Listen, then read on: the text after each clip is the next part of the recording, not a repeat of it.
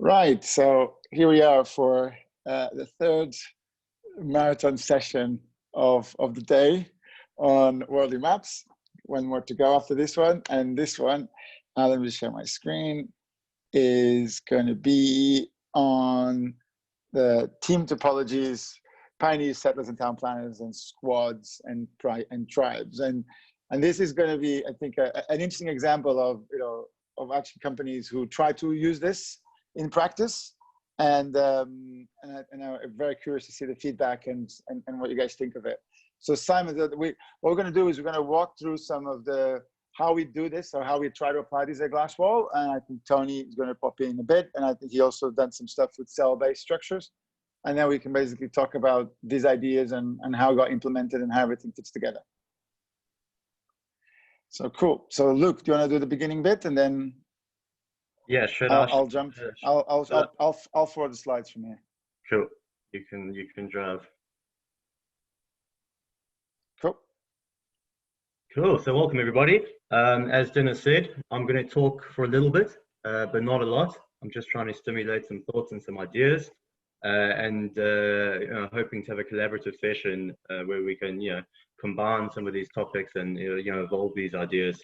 We've got Dinis, Tony, and Simon on board to help steer things, but I really hoping that everyone can participate and get involved. I will be using Glasswall, which is a company myself and Dinis work for, as a reference point and as an example. But this session is really about improving and aligning organization, system, structure, and design. Please feel free to jump in at any time. I'm still quite a novice. I'm wearing my yellow belt when it comes to all of these topics and ideas. We're all students, but I'm going to try to spend less time talking because there's not too much value in that, and more time getting everybody else to weigh in with their ideas for the topics. So more value for all of us. Some of the concepts that we've started establishing is this maturity model from products. And we've taken an idea, we've evolved into what we call a minimum viable prototype, then a viable prototype, and then a product. And I'm hoping we can match that kind of evolution with appropriate resources to those different stages, stakeholders, pioneers, settlers, town planners, so we can try and match the right people, in the right dynamic to the right type of work. I'm actually going to hand straight back over to Dinis to give you an introduction to Glasswall, and then I'll run you through our actual reference implementation of all these ideas and concepts. So the slides I'm going to show, I'm going to fly through this, right? Because I just want to give context to what's coming next. Is literally taking from our board presentation and from the deck supporting materials that we sent. So you get to see that we actually are showing this at the highest level of the company. So very quickly, Glasswall, basically we rebuild files. There's this market-defined content design and reconstruction, and basically what it does is it takes a file, breaks apart the file into the multiple models, basically builds a graph representation of the file, then applies sanitization policies and rebuilds into a new file. So this is a way that you can take files that have malware, buffer overflows, exploits, macros, JavaScript, metadata that you don't want it there, and basically we rebuild the file completely. And it's pretty cool technology, right? So for me, I found it quite amazing that I end up working in a graph company, and this is exactly what it is. It's a graph, take a file, build a graph, rewrite it based on the graph, based on known good. So, very simply, if you drop a piece of malware, the latest one that exploits, the COVID, for example, social engineering, click here, bloat, put some ransomware on it. If you drop that file into VirusTotal, you see how bad it is, pass it through our engine, we rebuild it, and it gets all green, and you can actually open the file properly. So, the thing that we start to show the team is that, even for management, is that we focus on people, process, technology, and of course, sales, and we apply the doctrine. There's the reference to Simon Worley. This was probably the first reference that I presented to the board that actually had any kind of references to maps and practices and doctrines and activities. And this is literally what I kind of try to do. And Luke is for my team, and I'm very privileged to have Luke and Matt and Elvin and the other members of my exec team, because they really embrace this, right? But this is, I would say that if you want to pick a first set of 12 doctrines that you want to apply to the organization, this is what we did. and you work really well, drive change. And then we built a high performance team. We got the team to deliver regularly. We implemented the MVPs, VPs, and Ps, and we really sort of Dockerize and productize a lot of the things we want to do, which is kind of what I want to talk about now. I want to talk about how we are productizing and commoditizing a lot of the things that we do, and even like talking, like this is a Glasswell engineering, which I highly recommend you take a look at it. In the beginning, there was literally individuals in the same building, in the same floor that almost didn't know each other. And I love the fact that eventually, like everybody was sharing information, and this blog made a massive difference in opening up the communication across the organization. And I'm very proud of the team to really tackle hard issues, including personal issues, challenge, cultural issues, and how we handle technology, going very deep in technical details, which is very important because this is how we share. So today we collaborate externally in an internal way, in a way that before wasn't possible, right? Before, you had team A not even know what team B was doing, where now, we're able to augment the knowledge and the sharing that the teams are doing, and it's great because it's all available. It's created, released with Creative Commons, and it makes a massive difference. So this is something that Luke will go into more details, but it's kind of our concept of the pioneers, settlers, and town planners, which you can actually see the reference at the bottom. Again, a nice board reference to the worldly mapping concepts. And we developed the minimal viable prototypes, also very inspired by the Inspired book. And then we do the viable products where they kind of just about work, and then we iterate with customers, and eventually we kind of have a very strong SRE team. They are the ones that really are our town planners. They're the ones that really deploy this and push it to production and maintain it, right? And you can see that the difference when you look at it, even the difference of the techniques used, there are different techniques you do on MVP for a VP to a product. So that's how we structure, and Luke is going to show you how we use Jira and how we actually track this internally in a practical level. So that's our rebuild product. Fundamentally, we rebuild files in a safe way. We made it super easy to consume. Again, this is the productization of our products. We actually build a solution on top of it. So this is the email solution, which basically, is built on kind of a modern tech stack, and has the engine at the core. So fundamentally, the workflow is you take a bunch of emails, we pass it to the engine, and now we got nice, clean, rebuild emails that you can click. So I'm a CISO that I actually tell my users, you guys can click on every single attachment that you get, right? Because if he made it to you, it's in a safe way. The journey that the email takes is sort of this one. We take the file, we have an SMT repeater, then we inspect the file, then we process the attachment, then we put it together. So meanwhile, we pass it through Glasswell rebuild, and then it goes off. So basically it's email in, email out. But what's interesting is this is what the architecture looks like. Now, the interesting thing about this architecture is you can look at this and going, wow, it's a nice microservices architecture. One of the, in a way, transformations, I had to do in the beginning was to kind of nudge the team to realize that this is legacy, right? This is already, a massive, super integrated system that we had to move into the serverless path. And that was an interesting evolution to get the team to really embrace the fact that, when you look at this, a lot of people might go, I'm very proud of this architecture, and it's great, it works and robust, but it's not where we need it to be from the next generation of the product. So we actually are productizing this. So our approach to this is to take each of these boxes that you see here, which is a microservice, and we're creating a product. So we're taking this individual components to an MVP stage where eventually we'll sell it on the store. So eventually we'll actually allow individuals to actually buy one of those little services, but we're going to rebuild our entire email platform on top of those components. So it's like Lego blocks. So we're going to build every one of those little bits from SMTP receiver, message inspection, file type detection, routing, policy setting, file analysis, rebuild, SMP transmitter, everything else will become a little product that will become best in class, driven by a team, the pizza team. Although I think we need more than 2 pizzas because the team eats a lot of pizza, right? So, but it's the idea is that it's all which on profit and loss calculations. Each of these products should be able to hold on its own. And then in the case, for example, the email rebuild is just a combination of the services. The proxy service, the product proxy solution is just a combination of those services. And that's kind of the logic here. So then we got the cloud SDK for the rebuild. This is when you just use the engine directly. So again, we already productized that, where now it's platform agnostic, it's sub-second processing, runs on serverless. We got it to the point where we sell it at 0.001p per file. So it's 1,000 files per pound. So really accessible, really scalable, easy to understand, easy to consume. You can go to, we have a store, I don't have the slides here, but you can literally go to the store and buy 1 pound of our product right now, or buy 50 quid or 1,000 pounds or 10,000 pounds, right? But it's that kind of, make it super easy to access, right? And then we divide these operating principles where you got serverless, consumed by APIs, controlled by API key, use directly by customers. The user can sort of, everything the user does creates a billable unit, which I'm going to second. Is deployed independently, version independently, very important from a customer, has an individual product owner, and can just be one serverless function exposed by one endpoint. For example, security tagging, or it can be a whole solution built on top of it. So we kind of follow, again, the AWS model of building a platform and then let our users build on top of it, but also we provide a number of solutions on it. We introduced this concept of billable units. So every product that we have basically counts like a billable unit, just like AWS counts for storage or EC2 time. We do the same thing here, but in this case is rebuilding a file. So that's our unit, is rebuilding a file. And again, the price is pretty good.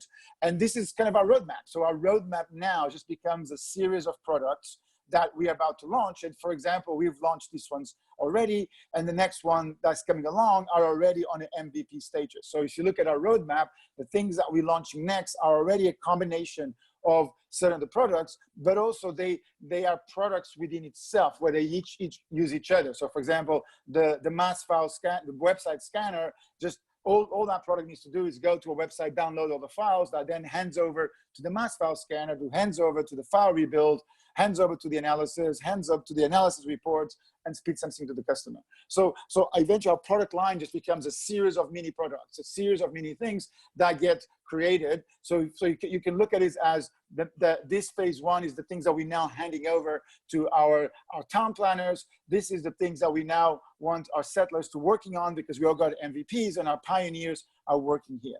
Right, and we go that into a second. So we define our target audience from professionals, IT teams, etc. So this is kind of the ones, and we already start to use the personas, which is actually pretty cool. So just a very quick one to wrap this up. Here's an example of a map that we created originally. This has moved, but when you look at this, you say, hey, here's a customer. The customer needs, you want to use Swagger because it's a great way to develop, and we got this done. Actually, he needs some documentation. There's some endpoints and the file drop that we make it use, but actually he needs an API key. And at the moment, the API key is manually created. So when you look at even just this, you see that our focus for the rebuild was to move the documentation from there all the way here, which we've done, because now we have engineering.glasswallsolution.com, which is a nice DocuService website, easy to maintain, easy to add new information. We automated all of these processes. Instead of a manual key creation, now when the user goes to the store, buys something, we automatically provision the key, email him the key, create a Slack channel, invite him over. So we've done move all of these over here. And you can see at the time also our CI was also not very good because it was still a custom pipeline. We were using GitHub. So when a developer pushed stuff to GitHub, we still had this immature process, which again, during the launch, in a way, we actually call this as part of the viable product part, we move this way over here, right? And then eventually it should be over here by the time he gets to the product stage, i.e. the town planners. And you can see in this case, we're leveraging API Gateway, Lambda, and S3, which is also on top of AWS. And that's it. That was a very quick, 5-7 minute introduction to what we do, which leads me to, look, so you get to show how this works in practice now. Cool. Next slide, please, Dinis. Yep. So what this is a quick snapshot of our MVP project in Jira. And what we've done for ease of use is, to graph all of this out and to connect all the dots, we've got a single project with a single issue type in Jira, which basically is all the nodes, and then we can create edges by, inward and outward relationships between those nodes. So this is our board for MVPs. As you can see, we've got a bunch of MVPs which we want to start, one in progress. There's only one done, it's because most of them have evolved into viable products. And the idea of a minimum viable prototype, again, inspired from the book Inspired. A prototype is cheap to deliver, it's quick to iterate over, or more so than a product. while I was creating the slide this morning, I did have a fleeting thought that is a prototype functional enough to prove whether something's doable? I'm not sure. While it might be quicker to iterate over than a minimal viable product, I'm not sure if it proves that we can actually do the thing that we want to do. Anyway, never mind. I was looking at the chat. Next slide, please, Dinis. So just a little one on this one. So we have, so the way we use Jira, you probably, some of you have heard me talk about Jira Present. We absolutely went to town on this one. So we probably have about 50 issue types now, or 70 issue types in Jira, and we have an issue type for everything that moves. And we have the gigantic graphs. In fact, if you want to see, there's actually a public version of that, a little bit of not as complicated or not as mature, but we publish it all for the summit.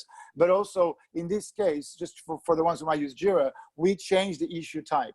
So the fact that an issue will start as an MVP and then we actually move it into the VP stage. That's why here you don't see them, because the ones, when they've gone to this path. So actually, if we want to use the Simon stealing analogy, right? These ones here on the done are primed to be stolen from the next batch, right? Because they're the ones that we believe we've completed, we got to a mature state, and now the pioneers are going to go into the next batch, and they're going to continue pick another MVP. And then we got where they go. Yeah, so it's still MVP, sorry. Yeah, so it's still got MVP. Yeah. I'm sure we've all attended enough mapping sessions, the summit so far. I'm not going to reread, the quote of explaining what brilliant people pioneers are. But again, stolen from one of the slides, some characteristics, things that pioneers do, things that they deal with, things that they're happy. What are they comfortable doing? And then some concepts of what we're trying to discuss, what we're trying to get out of creating an MVP. Is it possible? Can we cross the bridge? Is there a use case for this idea? What would it look like? It's uncharted, it's new, not too well understood and defined, and that's how we're trying to map, aptitudes for pioneers within what we're calling a minimal viable prototype. And this is taken from the Inspired book, right? No, the quote before the prototype, the concept of the minimal viable prototype is from the book Inspired. Yeah, which we highly recommend. I actually think we bought about 20 copies, right? Or 25 copies for the company. Yeah. And there's still everybody had one, which is great. Cool. So next we've got our viable product. So this is something which, it's proven capabilities, because we've done that at the MVP level. At this point in stage, we want to start mapping these viable products to prospective or existing customers, and requests that they've made, requirements that they might have. We hope to learn as much about our customers as possible in our engagements, and knowing what are mandatory, what are must-haves, and what are nice-to-haves. And then we can start mapping that to existing capabilities at the MVP or VP stage. Can these components, as Dinis was explaining earlier, a lot of these viable products, sometimes they exist because they're products within bigger solutions that we offer. The idea is to drive them all to be self-sufficient, self-sustainable, sellable products on our store. But a lot of these are they're components of bigger solutions. At this point in the stage, we're trying to learn from our customer usage. This should be now being used by customers. It might not be a product yet, but it's getting usage, and we're learning and we're improving based on that feedback that we're getting. Feedback is key at this point, and that link to the customer is key. And then, the decision to drive a viable product to product is based on demand, market, evolving use cases, etc. Yeah, next slide, please, Dinis. And again, we all know that settlers are brilliant people, and we've learned that settlers like to deal with increasing education, profitability, maturing products, growing markets, and those are the types of environments they're happy in. And what we're trying to get from our viable products are understanding. We're trying to lay foundations. We're trying to ensure there's pipelines, there's active and effective feedback loops. We've got good quality gates. We're focused on improving. We're learning about the customer. We're starting to get it in front of the customers. It's being used to getting that feedback. And we're starting to mature it with things like monitoring, alerting, resilience, self-recovery, all those kinds of things. Next slide, please, Dinis. And then here we've got products.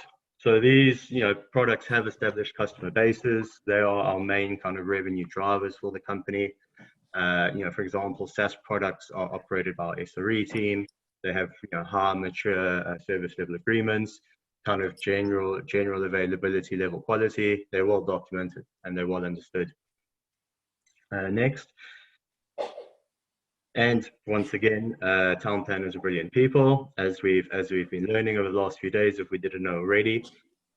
And it's trying to map the characteristics of a town planner and the aptitude and the environment that they enjoy with the product that has a focus on scale, focus on quality, first-class customer support, operational excellence, high-level SLAs, good understanding, good documentation, validated learning. We want to know that everything we put, any change that we push to a product, we're getting validated learning back from that change.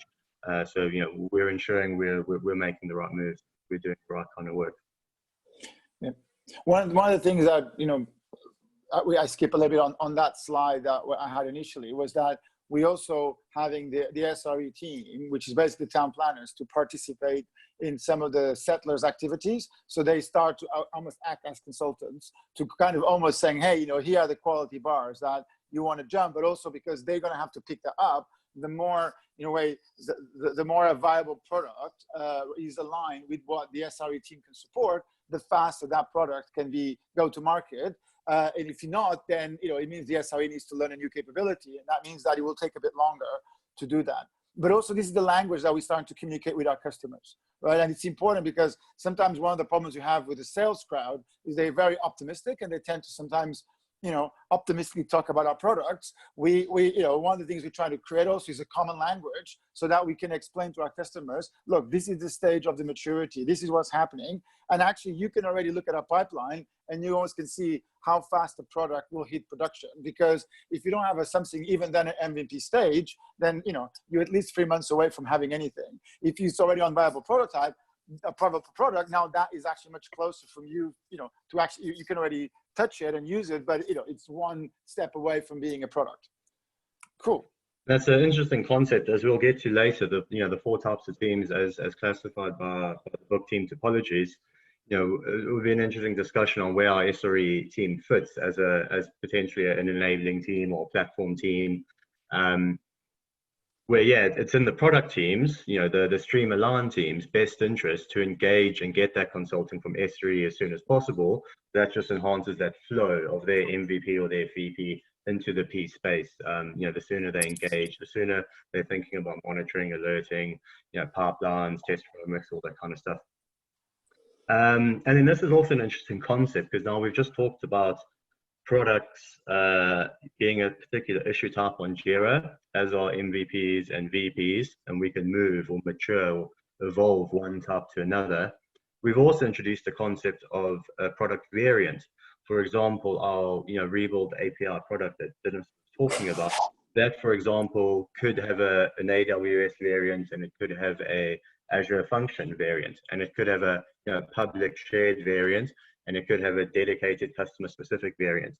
And different variants might have different, what we call feature sets, rather than describing them as limitations or barriers. They're features of that product variant. And a variant could also be at different stages in that maturity. So this issue type of a variant actually has a different workflow, where it could be an MVP, a VP, or P. But that variant sits underneath an actual, fully established and mature product already. Next. So this is in the early stages of first trying to establish how one thing might mature to another. We have this checklist, which was created by, I think, another attendee, Paul Burke. Thank you for who was helping us run the kind of product definition and scope. And we have a concept of different types of products. We've got a SaaS product, we've got physical science products, and we've got software or SDK products, which again, to be in different stages, MVP, VP, or product, would need to have certain items in that checklist crossed off. We have not yet pushed this into a graph on Jira, which will probably be the next step. I think this also kind of gives you the false representation that an appliance product and a SaaS product might need the exact same boxes ticked stage of maturity. But what it does show is the fact that, you know, we've got an evolution, and there's no point in trying to build all the components needed or try to tick all the checklist boxes needed for a product. Your goal should be trying to build an MVP. You shouldn't be trying to build a product on front. You should be trying to build an MVP, and data will drive that into becoming a VP, which will create more work. And then again, more kind of use and data and feedback will drive that evolution to product. So start small, think fast. So now we're going to look at actual representation of a team versus a squad, and how we kind of map that on Jira. So we have the concept of both teams and squads. A team is your kind of organizational structure, your line management structure. A team has members, it has a line manager. A team can be a customer of other things going on in the organization. And teams usually have common skills. For example, you know, these are developers who, you know, are skilled in kind of Python, C#. They know like a similar kind of tech stack, and they've got similar kind of skills. This is an organizational kind of representation of a team. As you can see it on Jira, sorry, Dinis, we just popped back one. We've got the members, we've got the customers, and you can see who that line manager is. Yeah, next slide. A squad is a group of people or a collection that does work, that delivers work. As you can see at the top, there's a squad operations, and on the right on Jira, you can see it delivers certain projects. It has a customer, it has some decisions that it's made, it has some outcomes, it has developers, it has a squad leader, it has stakeholders, and it's part of a tribe. An interesting point here in our squad structure and the idea to flatten the structure is you can see that, you know, in the team structure, I would report to Dinis as a line manager, but in the squad structure, I could be leading him because I'm leading the squad and he is now a resource developer and engineer within that squad. So that's helping trying to kind of, you know, flatten the structure, and also, you know, expose, you know, the opportunity for junior member, giving them the chance to kind of lead projects, lead work, you know, lead other resources to kind of identify, you know, good kind of leadership skills within our organization. And the squad is focused on delivering. Next one, Dinis. This I just randomly created today because why not customize Jira just a little bit more? And we hadn't done this yet. So, yeah, it shows off graphs, right? Luke Roberts, sir, that's me, wears the hat settler. I think that's how I would identify myself. Dinis can wear multiple hats. I do think he has a preferred hat, but he has the ability to wear different types of hats. And you can see, you know, Luke and Dinis are wearers of the hat type settler. I just wanted a quick and fun way to represent, because I realized we hadn't represented in our graphs yet the different types of people that we have. Next slide, please. Love it. Never waste an opportunity to create a new type of Jira ticket. Exactly. Yeah, that was created today. Yeah, that's how we evolve, right? That's the evolution of it. So common language, you know, initially on our journey, you know, Dinis showed the first kind of doctrines that we focused on, and, you know, trying to tackle the, you know, the topic of common language, we created a GitHub repo. It's public. And we started pushing definitions, dictionaries, models, a whole bunch of stuff into that GitHub repo. And we started blogging about it regularly. So every question that I got on the concept of squads, I answered in the form of a blog, which then, you know, if anybody wanted to read the answer to that question, you know, they would have that. It would be there. It's public. It's referable. You could reference it. And it's a one-to-many conversation. And then, yeah, you know, we're trying to tackle that kind of common language problem by defining a lot of these things which were, you know, all new to us as we started implementing our squads and maps model. This was an activity which Dinis asked me to do today, so I gave it a try. It's mapping our doctrine. So I've done 3 sets of doctrine, you know, where I thought we were 6 months ago, 3 months ago, and then where we are today. And then I can actually kind of talk through, I think where we are today, this might be a little bit ambitious, a little bit naive from myself. Obviously, you know, I've spread the progress across all the phases where you would think it might be, you know, more the progress would be more visible or more apparent in the kind of the earlier phases. But what it does do is it shows progress, and it gives us a tool to kind of measure this now. And if you pop on to the next slide, then I can actually talk through some of the concepts and the activities which we took that allowed that progress. We've introduced new concepts, squads, maps, graphs, pioneer, settlers, town planners. We're forcing the issue where we need engineers to speak to customers. We need those engineers to feel those customer pain. So by including engineers in all of our calls with our customers, we're learning a lot more about them, and we're able to provide better solutions to them. We've introduced new tools and technology, Jira, Slack, Jupyter for reporting. We've gone very public. So besides, we've gone away from 100% private repos, and we're starting to use a lot of public GitHub repos. We were Azure focused. We're now offering products on both Azure and AWS platforms. And new ways of thinking, broadcasting, being active on social media, LinkedIn, Twitter, Medium, blog posts, having public conversations, flattening the structure.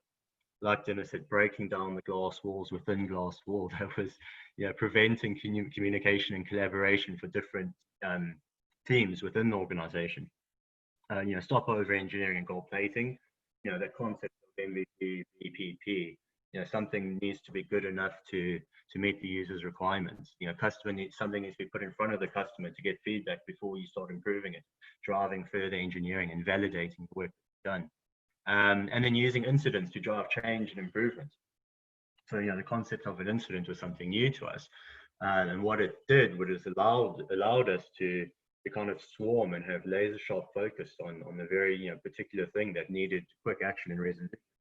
But to not scramble, to do it in a methodical and planned and thoughtful way. We've created playbooks to handle this now. And we're accumulating the lessons that we're learning, we're aggregating them up, and we're doing better going forward. So, these are just some of the few actions we've taken that have helped show that kind of evolution in mapping that doctrine from 6 months ago to where we are today. So now just to bring some brief, great to see you also publishing living documents in a public GitHub repo. Thank you, John. Appreciate that comment. It's something we're going to keep trying to do more and more often. I'm just going to run through some concepts from the Team Topologies book, and then I can open up the floor to everyone to discuss what we've seen. So team designs this is the whole Conway's law, which talks about team structure, but more specifically, communication channels between different groups of people have a big impact on the systems that get built. So team designs are very important because a good team design leads to good software design. Good software design leads to a better and more effective team. The factors that influence both a good architecture as well as a good team should be considered when designing teams, boundaries, and planning communication required between teams. They reference some existing key concepts, like team sizing, long-living teams, team scope, and then they talk about team design, minimizing team hands-off, queues of work, communication overhead, which is a really interesting one. We always talk about how collaborate more, communicate more collaborative you are, the better. But a key point that comes out of that is whilst internal collaboration is usually highly effective, external collaboration or collaboration between teams is usually very expensive, very costly, and sometimes overdone. The communication can be an overhead. And then cognitive load, which is how many different things does this team need to think about in order to deliver effectively. And how sometimes if the cognitive load is too wide, it slows the team down, right? They're context switching too much, they're making mistakes and they keep jumping between different things. And about getting the right amount of thinking effort for a team, for the work that it's focusing on. Amazon has helped highlight the benefit of minimizing handoffs, queues, and communication, as well as taught us to avoid giving a team too much cognitive load. And Dunbar's taught us about kind of team sizing and the effective, kind of two pizza, one team model. Next slide. There we go. Thank you. Then they talk very much about the 4 different types of teams, what they call a stream aligned team, which is a product team, which can be aligned to a stream of work, not necessarily a product. And this is kind of like your core team type. They deliver value to the customer or the user. This is your predominant, the majority of your teams. And your other teams are there to help and support the stream-aligned or the product team. You've got enabling teams who are experts in specific areas. They collaborate a lot with the stream-aligned teams. They add capabilities which are missing, and they play an enabling role. Complicated subsystem teams, which require deep kind of skills and expertise and many years of experience, and particularly maybe a niche or a legacy kind of a technology. And a platform team, which is focused on the developer experience. So the stream-aligned teams would be a customer of a platform team, and these teams usually run their platforms as a product or service. Another big concept from the book is the 3 modes of team interaction, which talks about collaboration, X as a service, and facilitating, and the different attributes for those different types of interaction, and where you might want to fit that in different teams. And an interesting concept for some of the teams is having a team API and interface. It's kind of like your rules of engagement for communicating with that team that kind of makes that communication and collaboration effective and not too timely. So what I did very, very briefly as well, and there's a big warning at the bottom of this slide, which I try to map a few things that a team needs, right? A good team needs, or a good group of people that are going to do work need. And then I try to create some maps, which again was done today. And something that's really, really sticking with me a lot is that, no matter how many videos you've watched, no matter how many talks you've participated in, reading you've done, content, etc., you really need to practice to get good at this. So these are some of my very first maps. I'm still considering myself a complete amateur, and you really need to do more maps, right, to get better at them and to understand them and to practice them. You just need to do them. So here's some maps that I did today, some of my first few, and what I was trying to portray here is, those are in no ways attributes of a good team. Those are just components I thought of off the cuff this morning, which I thought helped contribute to a good team. And I try to compare a team versus a squad, and where those different components that make up a good team sit on, what's not Genesis custom build, product commodity, but more, difficult to establish, not very clear, not working so good, hard to do, still not so great. 3, it's getting a bit better. And then 4, it's good, it's clear, it's natural, it's obvious, it makes sense. So I kind of mapped all these components very briefly on, left is bad, right is good, obviously in the context of a group of people working in an organization, in the structure of, a traditional team. Communication's good, but as you can see, the internal communication really good, external communication not good. There's no clear way to do it, and it's costly. It's not done great. Leadership very clear. Focus for the team. You would think it's well established, but it might not so be. Equipped. To me, that's, the team has the tools and the learning, and they have what they need to meet the expectations of them. They've got learning tools, they're on learning paths, they're progressing, they've got the software, the office space. They're equipped to meet their expectations. Feedback. The reason why I put feedback more on the left is because such a big kind of concept, in the world that we live in, but because I'm thinking of a traditional team that hands over work to other teams, the feedback is not that effective. So, that's kind of where I was going from that. Because there's a handover to other teams before work gets to a customer, it's not the most effective feedback loop. Ownership, enablement. Enablement, again, you want to enable team as much as possible to minimize them being dependent on other things, other people, other decisions, etc. And then alignment. I don't know why I put that there, but it's just a really tough thing to do. And I think a squad, with cross-functional squad with all the different roles it needs to deliver end to end, it's easier to align that collection of people with the goal, an organizational goal and organizational objective, than it is a more flat structured team, because they can't, they're not enabled to deliver end to end. So it's hard to align that entire kind of scope of work directly to a business objective or business priority. Next slide. Cool. One more slide and that's it. This is the last slide, and this is just my thoughts behind the exact same kind of map, but for a squad. I've put leadership way on the left because we've had this concept where we've got line managers for organizational teams, we've got a squad leader, we've got a product owner, and we haven't really well defined and well established the kind of responsibilities and the purview for those different roles. As you can see, focus is way further out there on the right, because this squad delivers work. That scope of work can be easily, can be tightly kind of scoped and defined, and they would work together on that and delivering it right through to the consumer without depending on the people and with other people. That means you've got better feedback loops, more enablement, more alignment, hopefully a bit more trust, because you're working with people from other teams, and as you collaborate with each other more, you build trust with people in other areas of your organization. So that was my brain dump on a map of a team and a squad. We've already seen that, yeah. And then actually, this is a query for you, Simon, before I open up the floor to everyone else. I hope you're still following. You talked I've seen the concept a few times of aptitude and attitude, and how aptitude is something that's used to categorize or class a pioneer or second planner. I'm not too sure.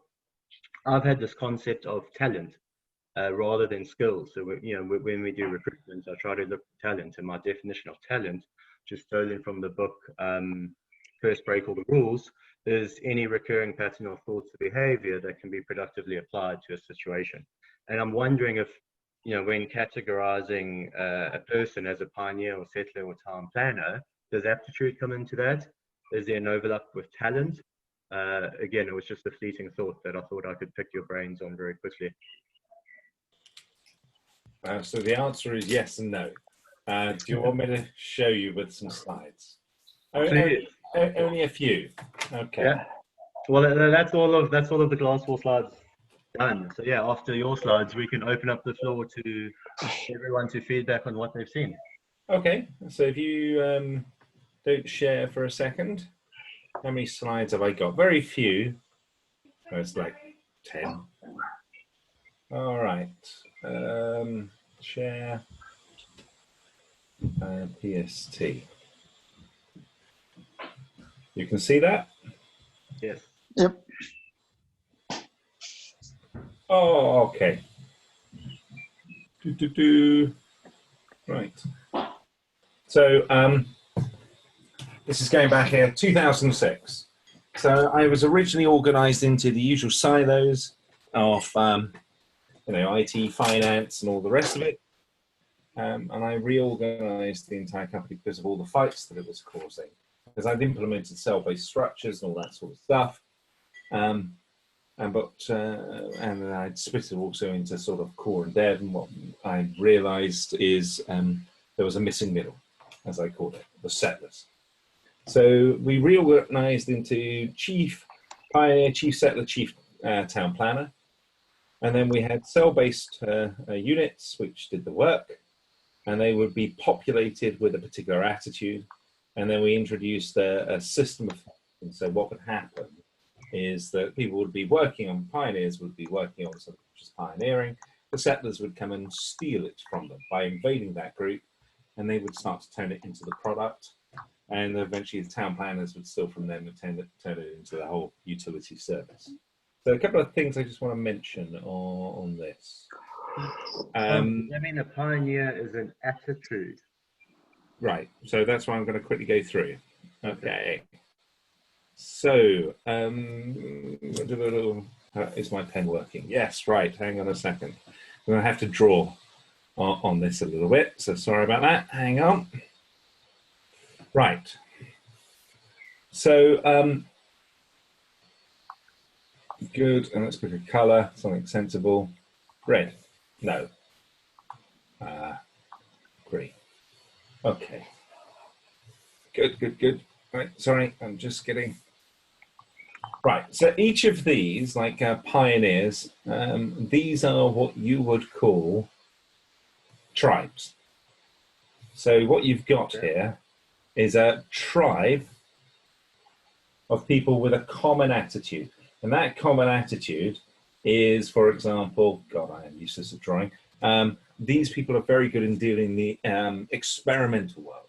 And the settlers are a tribe of settlers, and the town planners are a tribe of town planners. So these people are very good in dealing with the industrialized world.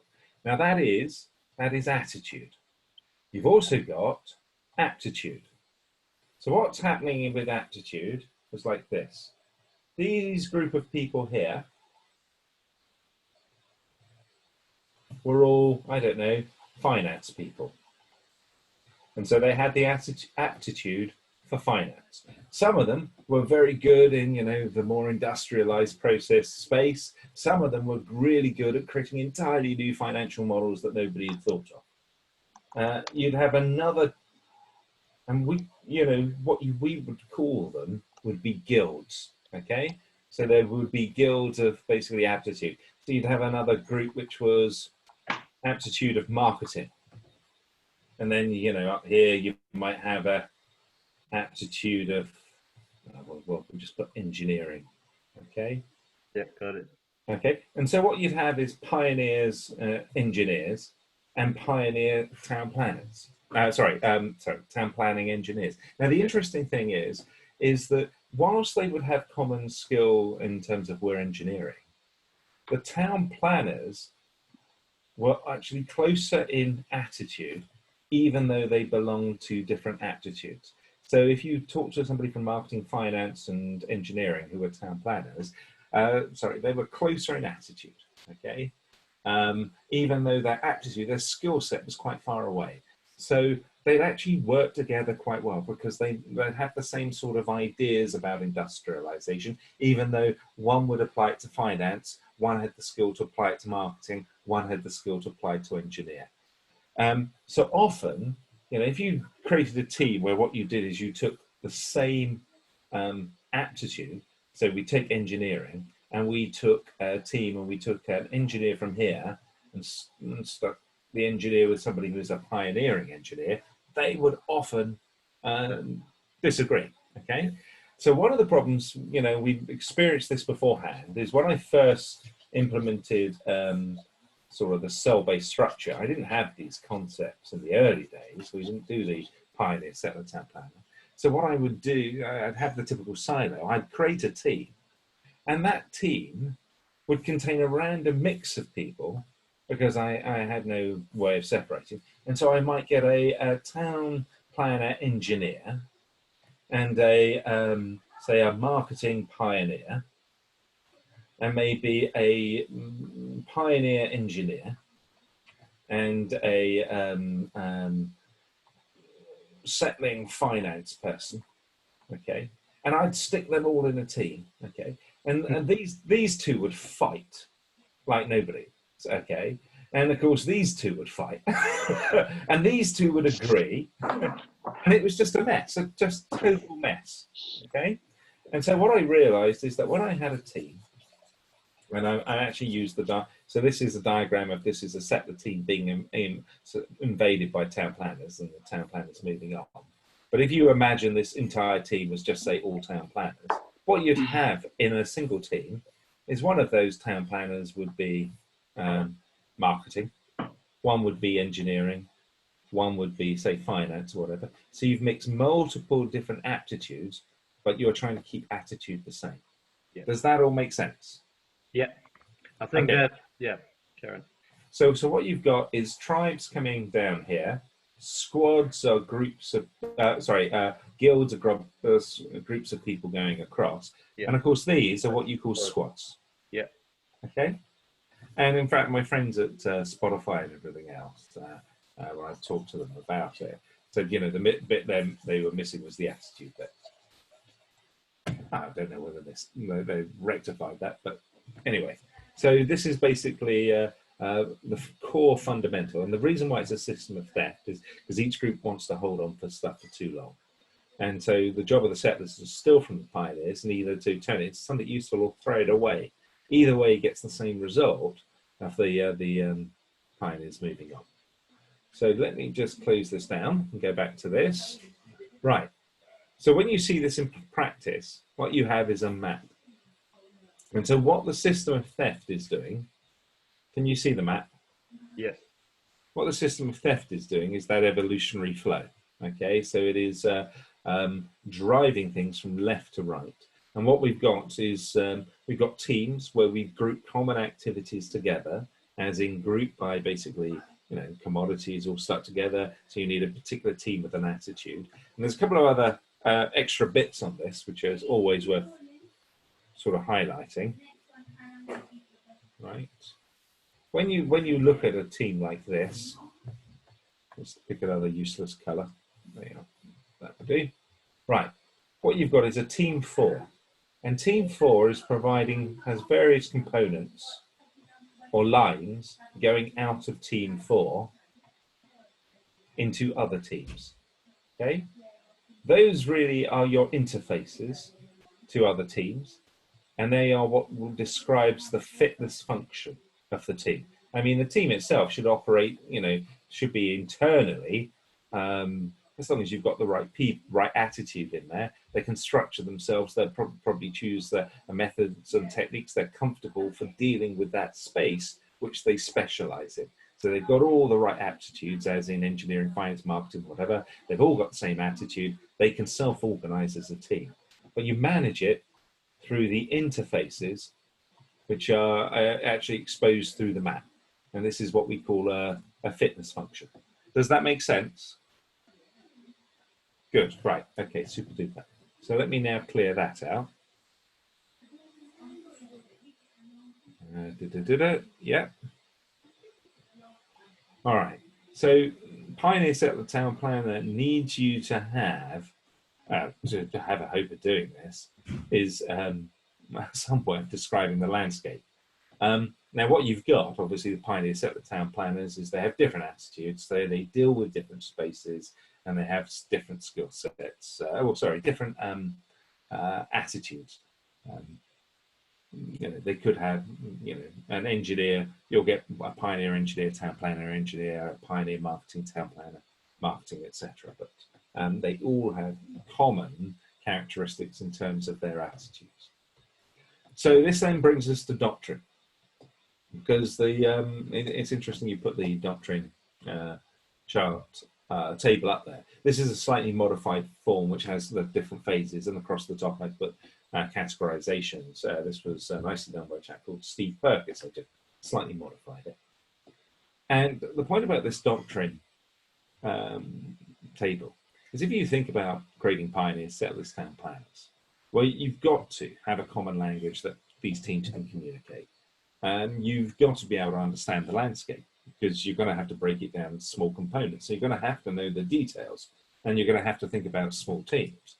Well, I'm already mentioning, you know, just in that simple exercise of just making those statements, I've already mentioned thinking small teams. You've got to do that. You've got to say know the details, and you've got to know your users. You've got to know your user needs. You've got to have a common language. You've got to understand the landscape. Okay, and what you quickly find is that some of these components, some of these principles here, actually require other principles to exist. So, for example, efficiency over effectiveness, effectiveness over efficiency. To do that, you need to know the details. And to do that, you need to know what the user needs are. And to do that, you need to know what the users are. And you also need to know what's being considered, okay? And you've also got to be able to challenge assumptions. So what you discover is that as we go down the phases, these later components are actually built from the components above. And so Pioneer Settler Town Planner, think about aptitude attitude, is actually over here. It's in phase 2, but that's just thinking about the idea, not doing anything about it. the idea, just being aware of it. When you get to the point of, where do I put structure by no single culture, okay, and design for constant evolution, okay. So when you get further down, when you get down to this point here of designing for constant evolution, that's the bit where you're really putting the pioneer settler town planner structure in place, okay? You're realizing you've actually got multiple collectives or multiple tribes in your organization. They have different attitudes, different way of working, and we've got to build the system which things flow through. And these components, of course, depend on you having all these other components above all in place. So let me just clear that, which is why when I talk to organizations and they say, I'm going to do Pioneer Settler Town Planner, if you're good, and I'm just using good as being blue here rather than green because of somebody saying they're having difficulty with the green, the red, which is fair, absolutely fair. I'm using blue, I hope that helps. This is a web engineering giant. If you're good at most of the top stuff, okay, then that's the point where you can start thinking about doing that sort of Pioneer Settler Town Planner. If you're lousy at the top stuff, there's literally no point in doing it. And in fact, every time I've seen anybody attempt to do Pioneer Settler Town Planner, if they haven't got their doctrine sorted out first, they fail. I've never seen anybody succeed in it.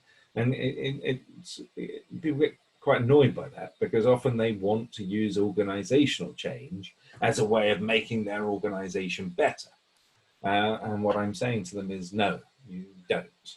You need to sort out your principles first, and then you're able to do that sort of organizational change. So those are my, well, it was 8 slides or whatever, 9. Sorry, apologies. Hope that was useful. That was brilliant. Thank you, Simon. That gives great clarity around the attitude and aptitude, PSTs being attitudes. And, like you explained, those kind of cell-based teams are equivalent to the squads that we're trying to establish.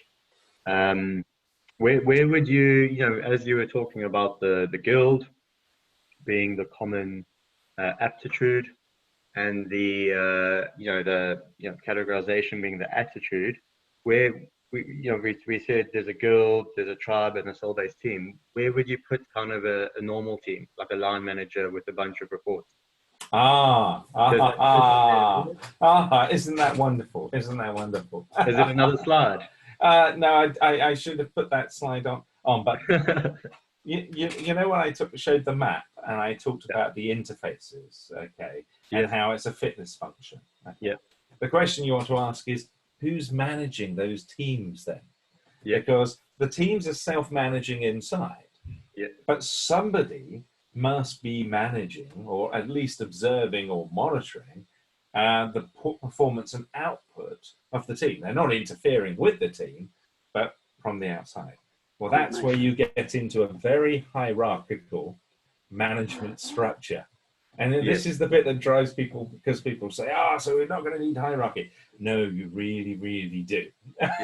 So we had, I broke the team into pioneers, settlers, town planners, and at the executive layer, we had maps and we had individuals who also, we gave them sort of more the hierarchical jobs, even though they were part of those tribes.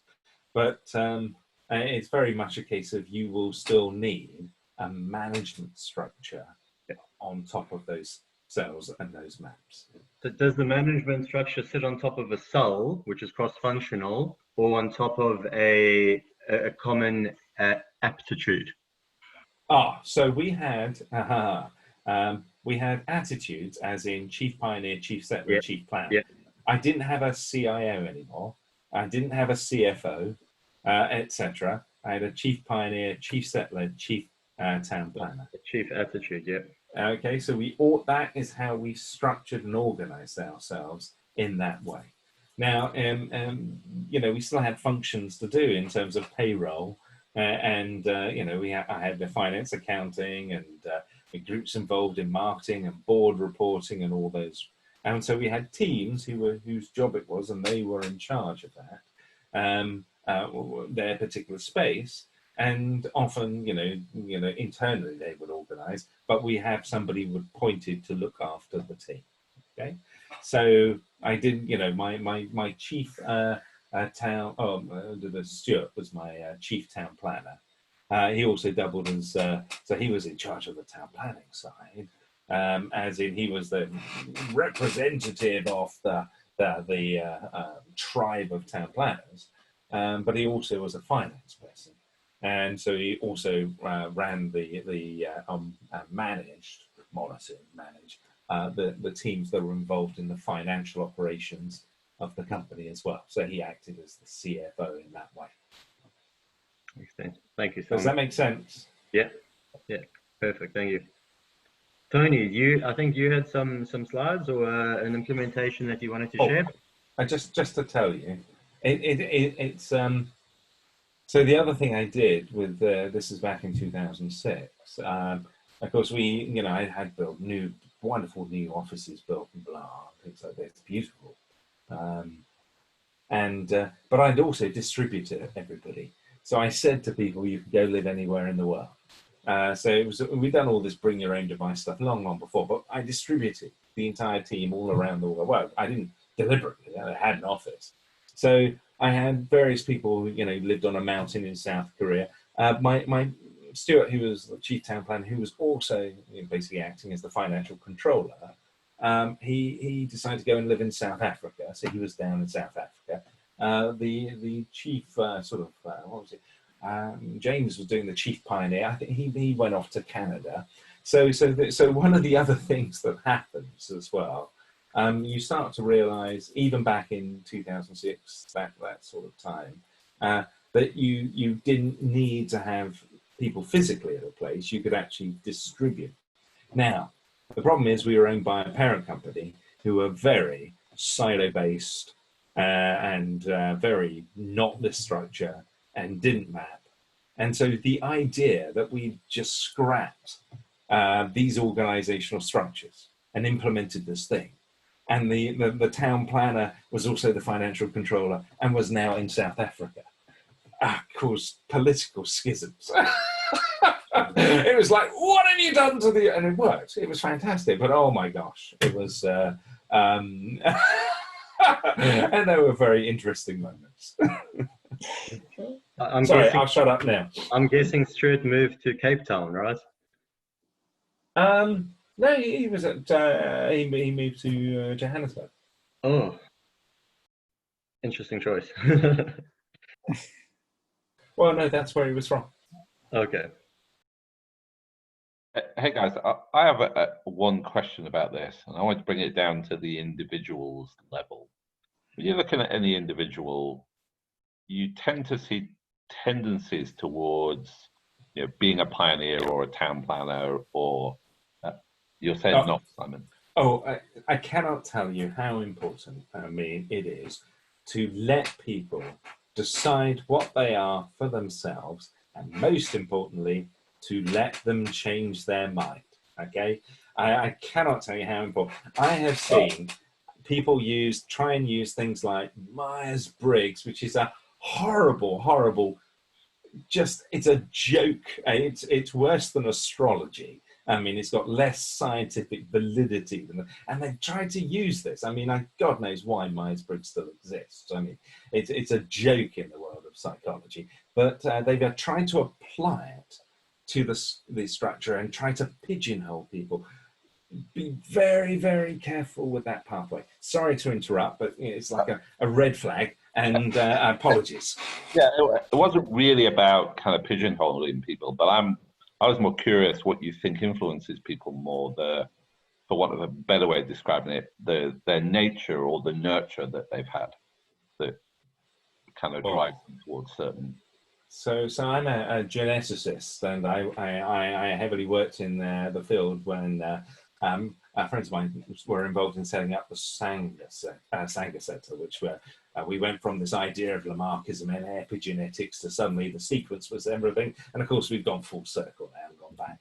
So biological determinism is not my big thing. I mean, I'm very much on the nature-nurture argument, and there's not only, you know, it is nature only part. There's a huge amount of nurture, but you've got cross-generational inheritance of patterns of your exposure in the environment. So, for example, if your grandmother lived through a drought, it will affect your likelihood of basically having a heart disease. And that's epigenetic cross-generational inheritance of environmental factors. So yes, I am very, the biological determinism type thing, you know, yeah, that's a pathway which I totally disagree. And I'm sorry to say I've heard it recently by J.K. Rowling's and that whole sorry episode about you know, people can't determine who they are. Well, yes, they can. Anyway, sorry. But so on that basis, just to tell you, I'm very much on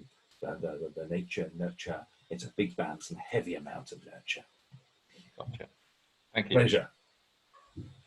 I'd add to that in that, you know, there's nothing worse than spending some time thinking you're a pioneer and then having the realization that actually you sit firmly in the settler camp.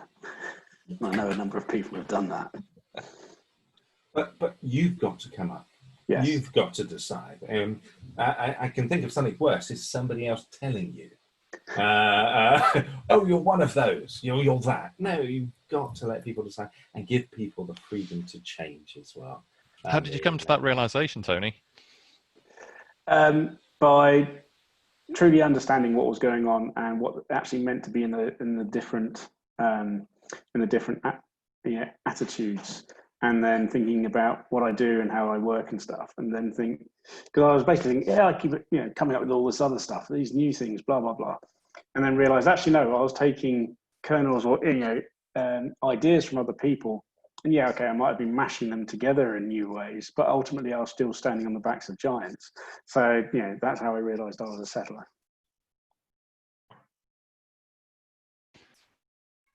Cheers. You're on mute, Dinis. Is the clashes with the other members of that group a good indication that you may be not in the right place? Because Simon, you were saying that when you have the pioneers, even though they are from different tribes, they get along really well, and the settlers get along really well, and the town planners getting along really well. So it's almost when you have those clashes or not, being adjusted well to the pace, a good clue that you have that mismatch.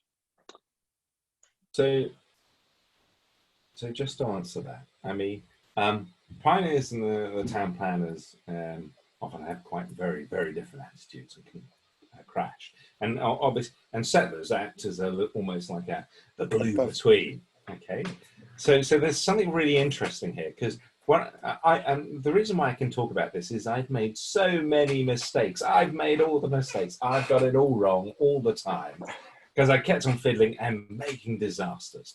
And so one of the disasters, which almost killed the company, was I split into like dev and core. We had core services and stuff. We were building new products and everything, and blah, and broke. And so in the process of doing that, I actually, because I wasn't thinking about pioneer settlers, town planners, what I'd actually done is pioneer settlers, town planners existed in my organization, but now I've just emphasized pioneers and emphasized town planners, and I de-emphasized the group in the middle, okay, by splitting it into two.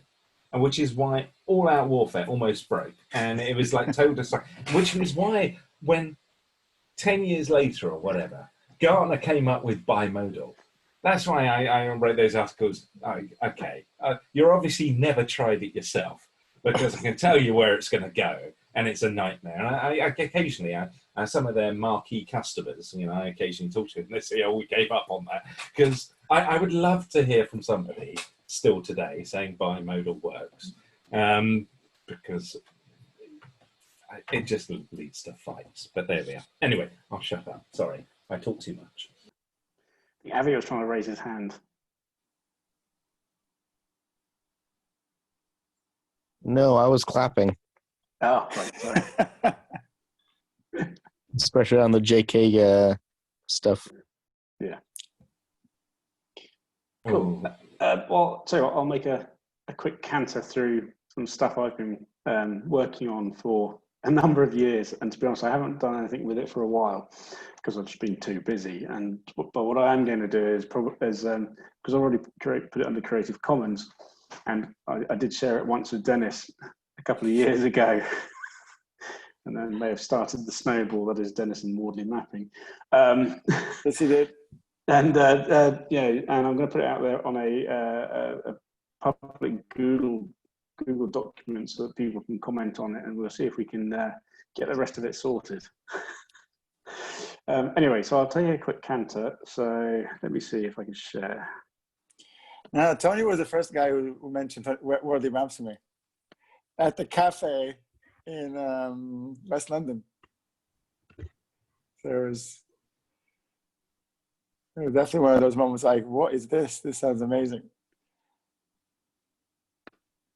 Right, let's get there. Is that working? Yep, we can see it. Cool.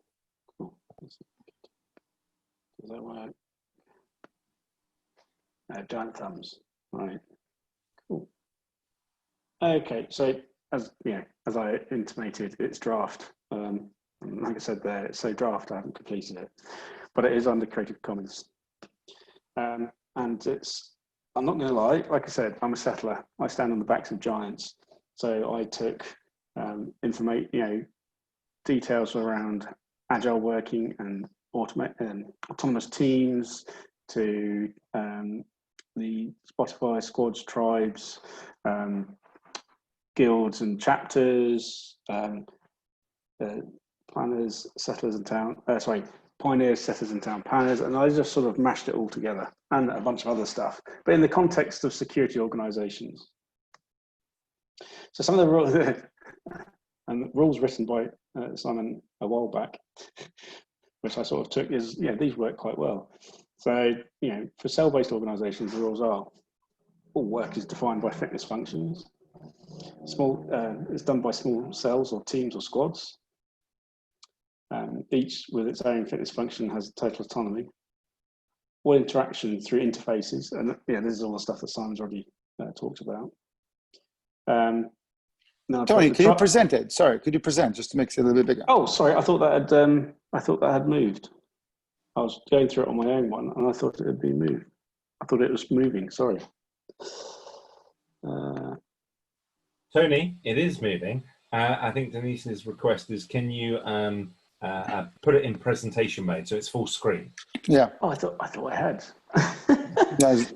Yeah, wrong screen. Yeah, wrong screen. Right, hang on a sec.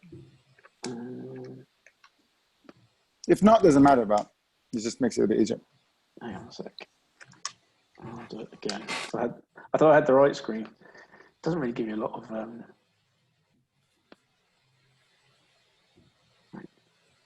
Share. No, that's still the wrong screen. Doesn't matter. I would leave it as it is. Sorry for interrupting. Yeah, it's all right. Sorry about that. Let me try that again because it's been a git.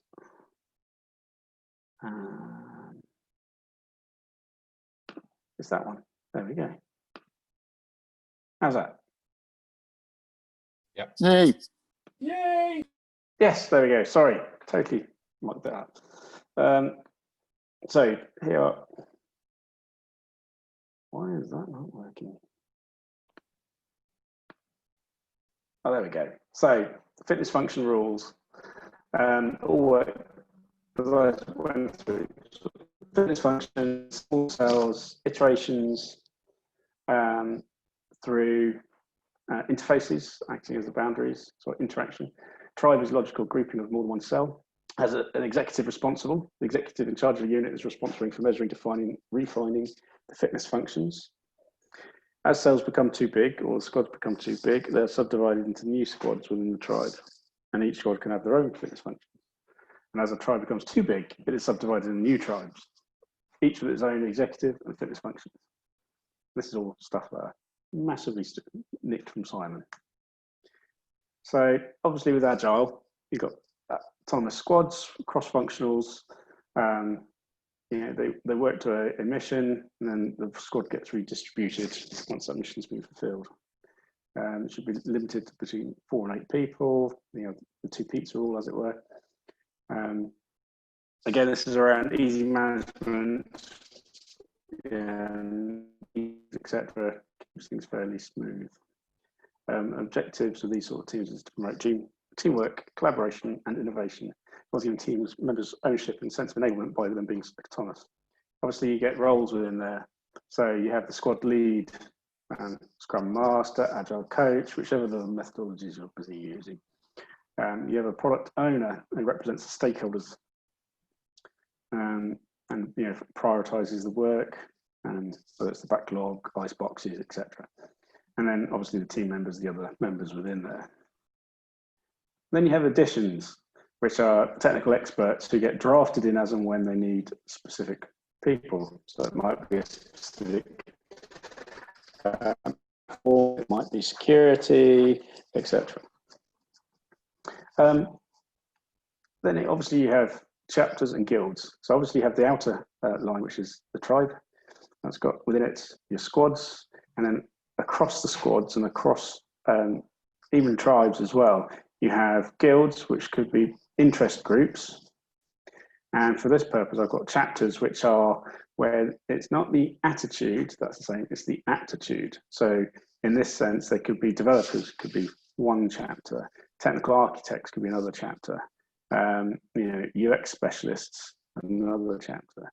Whereas the guilds are people who have, they could be cross squads, cross tribe, cross chapters, but it's a common interest group. So in this sort of situation, you could have security champions.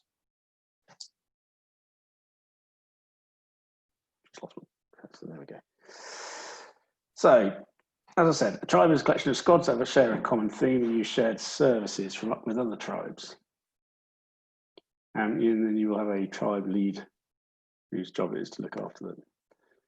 A guild, like I said, is a community of members with shared interests. That could be specialists, interest groups around blockchain, could be around security champions, it could be a new particular language, etc.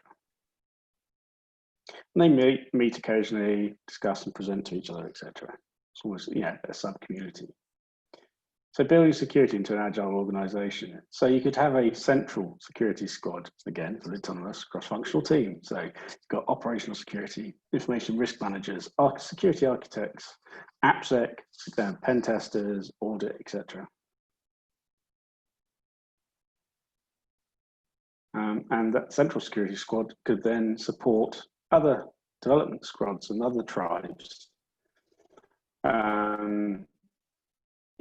being centrally responsible for things like governance, risk, compliance, data protection, incident management, etc. But they support the main development squads and other squads within the organisation. So within a central security squad, you still need that coordination management function. So it could be a squad lead, it could be a CISO, head of security, whatever you want to label you want to have. And then you have the other team members. Part of that coordination will be representing, reporting to risk and audit committees, to the board, etc. The usual sort of expectation or reporting functions that you might expect. And then following on again, if a squad, central security squad, was to increase some sections, so operational security manager may then split out into a new squad because he needs a SOC analyst, AppSec engineers, and ethical hackers, etc. as part of operational security. Then that's one, because that has a operational security mission to that squad. Same could be done for IRM or AppSec engineering, etc. So I've got a bit here and around security champions, what they do. This came out of some of the work that we did 2, maybe 3 years ago, I think, at the Open Security Summit, where we looked at, what is a security champion, the OWASP recommendations, because I think at the time we did it under the whole banner of OWASP. And what they do, etc. That's some additional information there. And then I looked at common project processes. So bouncing through the sort of various stages and putting feedback loops in. So in the Genesis space, you know, you have an idea that goes through a gate from a coordination function who say, you know, want to know what the who, the what, the why, the how, and the where, from that idea, and then feedback, you know, if there's any issues, or you know, if it's been done elsewhere, etc. I mean, you could argue maybe it's a small map gets provided answering those questions. But if it gets to the gate, then it goes to the concept stage where it could be a proposal, or bid, or, you know, AWS, a press release. Again, it goes into a gate scenario where the coordination want to know about, to check it. Again, this maybe could be a more fleshed out map, because they're looking at, you know, what's the availability, the capacity, competencies required, any constraints, any assumptions, etc. And so I just skipped a bit there. Whereas when it goes into the concept stage, it needs to be assigned an owner and assign the relevant multidisciplinary team to look after that. So at this point, it's just a person, maybe, or a couple of people with an idea. At this point, if it's got past, you know, the first gate, you go assign it an owner. That owner's going to have to look after it all the way through. And you get some multidisciplinary team members to help you move it. That could be somebody from finance to help do the, you know, the calculations or the cost models. It could be somebody from marketing and to sort of start putting some marketing collateral together. It could be engineering, it could be platforms, etc. Whatever you need. Like I said, goes to this gate. Again, coordination want to understand all these elements and feedback on any of those parts. Once you go through, get to the sort of engage bit. So at this stage, you're evolving a multidisciplinary team to meet the needs. It could be putting more planning together, more aspects, and that feeds back into coordination. And then it moves forward into the delivery stage. So, you know, the full, you know, be it a service, product, consultancy, etc. And again, you feedback and you keep even, you know, evolving the multidisciplinary team. So, in the concept of an agile security consultancy, which is what I built a number of years back, you know, we had a security squad with different aptitudes, with a, you know, and then you put together this delivery squad of consultancy. So you had the delivery owner, that was the one that was attached to that earlier. You might have an engagement manager, because they're going to be dealing with the client. And then you've got team members, which could be any number of these different skill sets. So like I said, the engagement manager is to deal with, you know, they represent the stakeholder within the team, but also will face off to the clients who are ultimately at this point stakeholders. And you have the delivery owner, whose job it is to make sure that the team has the right resources, facilitates their work, you know, and manages that operation. So you could build it like this. So, you know, you have these different delivery squads, and you may have more than one delivery squad within a tribe at a customer, or they could be with multiple customers. So this tribe, for example, could be government sector, for example. We've got different customers, different squads working with different customers. This tribe over here could be some sort of commercial client, etc.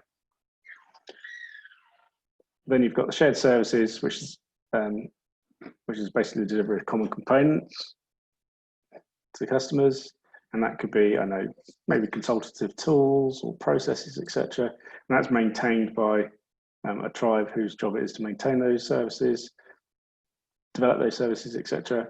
And that's built down into squads. And then you've got business support, so that's sales, marketing, finance, and HR in there, not necessarily in their own squads, but maybe like that. And ultimately, all of this is put through that work, you know, managed by that coordination function. With the executive function over here, you could argue it's the board or whatever. who, the executive function is looking at making sure policy approval, authorizations, and accountability, whereas the coordination function is making sure with compliance that everybody does what they're supposed to, transparency, that knowledge is moved backwards and forwards, and that the delivery squads are compiled through the capability of people, that's through continuous and shared learning, so where issues or mistakes or good things are found in other areas, one squad can be fed to the other squads, including situational awareness, for example, there, through the use of maps, for example. So, as an example here, we could argue this is like a pushed out, sort of more expanded security consultancy, as it were. Here you've got your tribes, public sector, tech, finance, CNIs. These are your delivery squads, the teams that are working on different clients inside them. You've got data protection practice over here, for example. You've got your board, which is the executive function. You've got a business operations tribe, which is made up of both the coordination group, but also your support teams, be that finance, HR, sales, marketing, etc.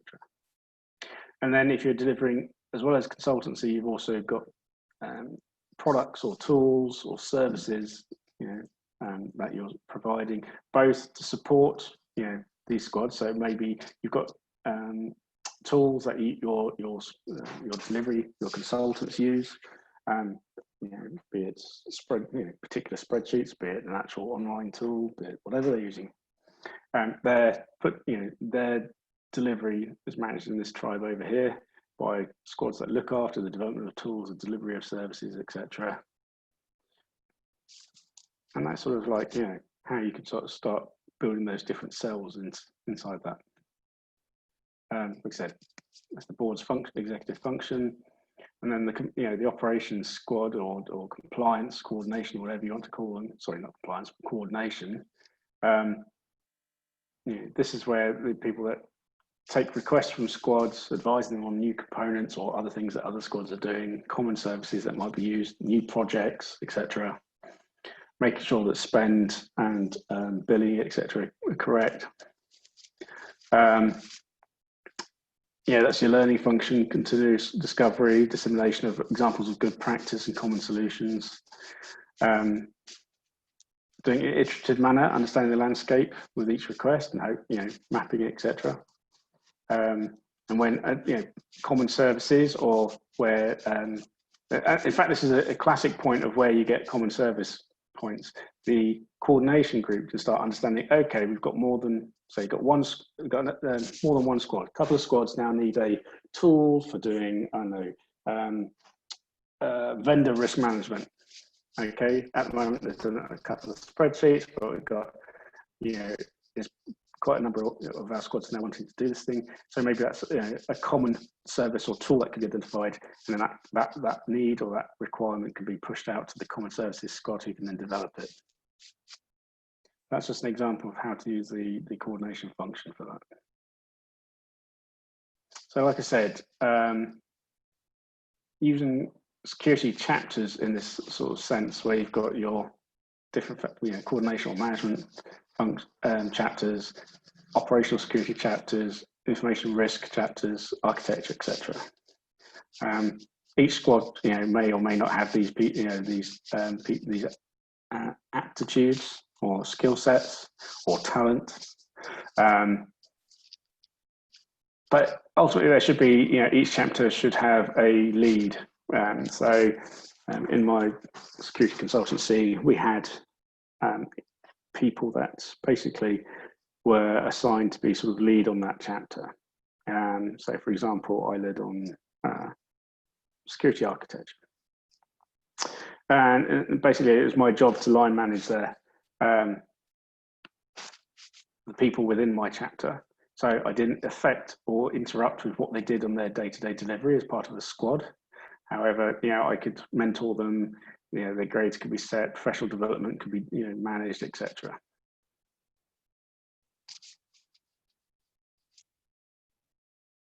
Let's see. So, and out of that, by using that, that gateway process. We could develop engagement playbooks. So, whether it was sales marketing or responding to an invitation to tender or an RFP, again, going to the gate, coordination we want to understand about it. If it got through the gate, i.e. in the classic do we bid or don't we bid type, or concepts, we go into the next stage. Again, coordination would look at it. Owners would have been assigned, teams would be assigned. Then as part of engagement planning and proposal bids, you go into delivery. In the delivery models, you could have multiple different playbooks for different types of delivery. Be it SOC, be it pen test engagements, be it certain product delivery. So you could also look at it in enterprise security organizations. So again, you've got the tribes, you've got different types of squads within, you've got the common services, you've got business support. And in this case, your executive function could be the CISO, and the coordination function could be the office of the CISO. Again, we all know what the role of the chief officer is. And the office of the CISO, it's all coordination capability, identifying practices, making sure that there's common services are identified, dissemination of good examples, etc. I can't even remember what that's a placeholder for now. Anyway, so part of that is needing the fitness functions. So the coordination squad will manage the various tribes of squads through agreeing and monitoring a range of fitness functions. Those being purpose, user need, the mission scope, deliverables and outcomes, metrics and milestones, any dependencies on that squad, and any limitations and constraints. So, again, breaking that down, so the purpose and user need. What's the purpose of that tribe mission? And this is for tribes, sorry. So that one was around the fitness functions for both tribes and squads. This is the ones for the tribes. So a tribe will have a mission and the user group it serves. And ideally should be in a mission statement or brief statement. Then the mission scope. So the scope of the tribe describes, the clients, grouping, and the operational function that mission deals with, or which is relevant. Then you've got metrics and milestones, followed by the dependencies list any elements that the mission is dependent on. So this squad might be dependent on a platform squad, for example, or it might be dependent on a pen testing squad or tribe, sorry. And then you've got limitations, constraints. Then you've got the squad fitness functions, which is very similar, but just expands it out a little bit more. Again, the purpose of the mission and the user needs should be in a brief but clear statement. The scope should describe the area subject matter that the mission deals with. Any deliverables and outcomes should be a statement setting those out, or any articles or elements that need to be produced or developed. And you've got your metrics and milestones, again, is agreed progression milestones or particular metrics that need to be reported on the status of the engagement. Dependencies, again, and that may be based on such specialists, additionals, or anything that the mission of that squad is dependent upon. And again, limitations, constraints. So this then bounces into the PST side. So I'll skip through the standards, but what I've done is I've actually put together the sort of, here we've got obviously taken from Simon's attitudes on pioneers, and I kind of matched it into the sort of aptitude areas as well, such as for this a security architect may have agile, common solutions, minimum necessary, continuous risk management, simple vulnerability assessments, etc. And these are the sort of roles you might expect in a pioneer security strategist, architect, potentially. Again, with settlers, you looking at different areas, risk-based security controls, user needs, trend spotting, security outcomes-based methods, And then with town planners, you've got governance, enterprise architecture, audits, assurance, etc. Threat modeling, things like that, the more mature side. So, you know, when you're looking at attitudes within the squads, and this is again, just going over what some of the other areas and what Simon and others have spoken around, is that, you know, you will get, you know, different types of attitudes within squads, and some will be, you know, tipped more in the favour of others.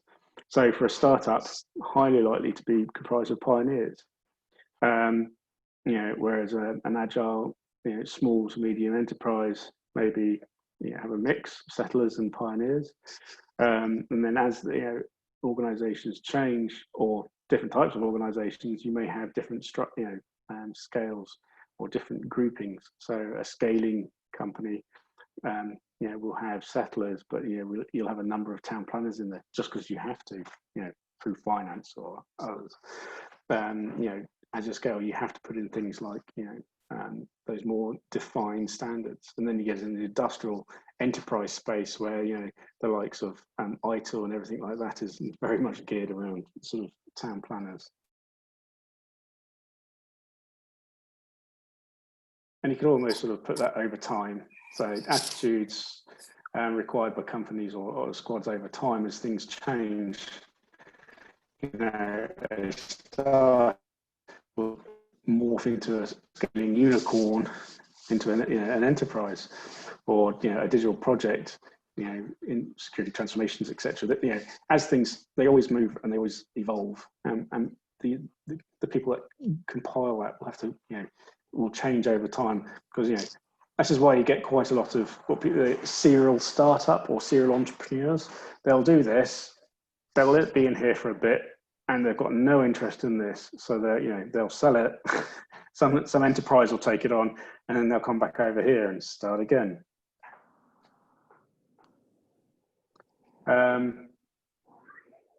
Large enterprises, again, this just breaks down some of the sort of thing. More information again there. Again, about infrastructure, hosting, etc. And you know, even within an organisation, I was looking at, you know, that last set was around, you know, whole organisations transfer, and this is, you know, within organisations where you may have, you know, the different squads, and this is what, you know, Luke was going through with Glasswall, where, you know, you've got different development squads might be working on some new ideas, moving into, you know, MVPs and pilots, moving into you know, more industrialized or commoditized subjects, and then heading right into the, you know, this is properly growing stuff out. And you can also look at it in a from a sort of the sort of government stance as well, when they're doing agile delivery, or they'll start here with a, you know, Genesis squads who look at the user needs and do, you know, the discovery phases, as it were. And then you know, this will go into an alpha phase, he'll move through into a beta phase, and then going into the live phases, with the inevitable put into full BAU streams. Because you need the different sort of, you know, over here, you don't even know what cloud you're going to stick it on. Over here, you're going to be looking at, you know, building a couple of different clouds, maybe using a few different MVPs with different languages, etc., or different stacks. Here, you'll have gone down to one stack, one language, or whatever is needed to make it stable. And then over here, this will be running on, you know, whatever the main standard stuff is that is, you know, basically it's there, it's out, it's production, and it'll go into that sort of ITIL-based hell.